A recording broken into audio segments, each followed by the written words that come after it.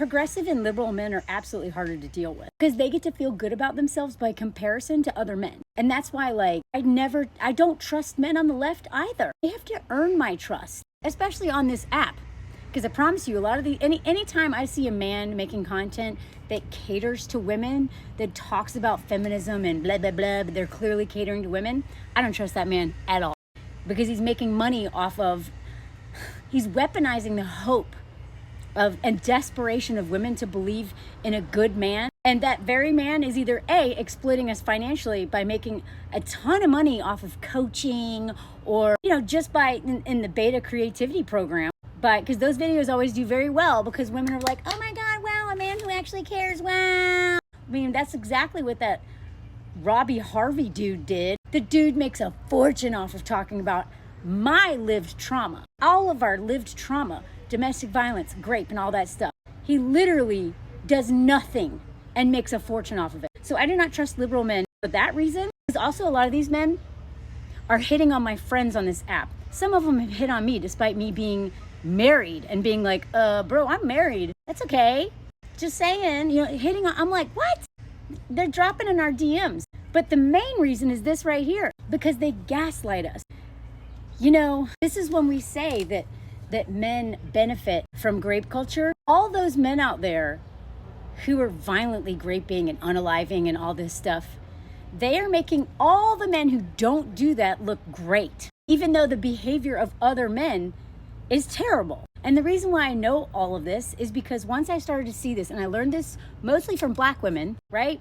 Which is why my feminism I try to be as intersectional as possible, because Black, Indigenous, and other women of color always show me something that I didn't realize, especially Black women. And when I started to understand whiteness, and that as a white person, I benefit in terms of like my image and how, I'm a good one, which I'm not. I don't expect anyone to, there's no good and bad. And I understand that even when I am trusted, that trust can be revoked at any moment if I do some shady stuff. And that I'm not entitled to the trust of anyone in the Black community. Just because I am trying to educate myself and learn and be better and do better and grow and talk about it, that doesn't mean that I deserve anyone's trust. And yet so many men who are not really doing the work don't seem to get that. They're like, well, I talk about feminism and I'm a feminist and I'm on the left, so I love women. But yeah, you should ask about their personal relationships. Ask the women who are dating these men. Look, they can say all kinds of stuff on this app, but I promise you, a lot of these men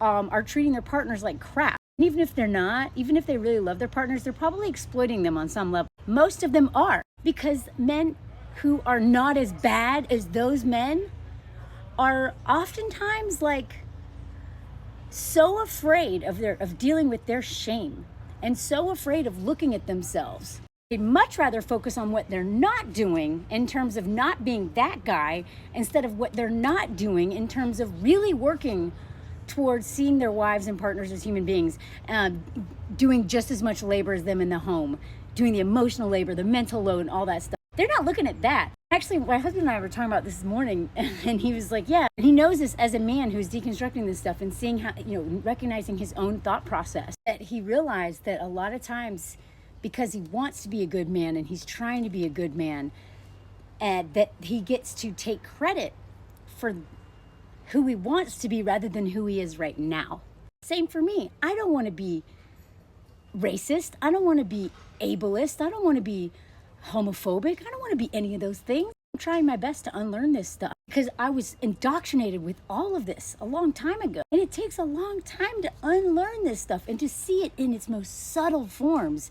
The obvious ways, way easier to see, but the subtle ways. And even my own misogyny. I internalize that crap. Every day I find a new way that I apparently hate myself.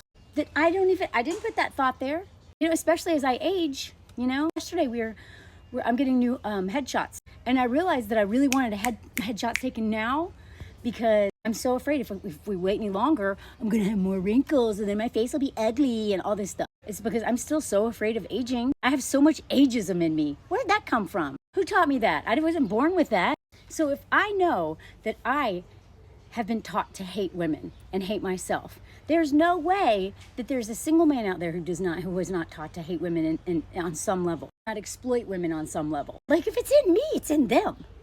Like, even if they like, you know what I mean? It doesn't mean that they are, you know, a terrible person. My husband knows that he's going to be deconstructing this stuff probably till the day he dies.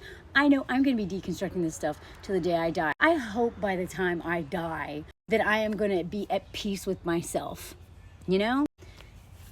But I swear it's like whack-a-mole, you know? I'm like, okay, I no longer slut shame myself. I have embraced my, you know what I mean? That purity culture, it's gone. Pop! Something else comes up that makes me hate myself that was totally not coming from me. It's coming from this thing taught to me.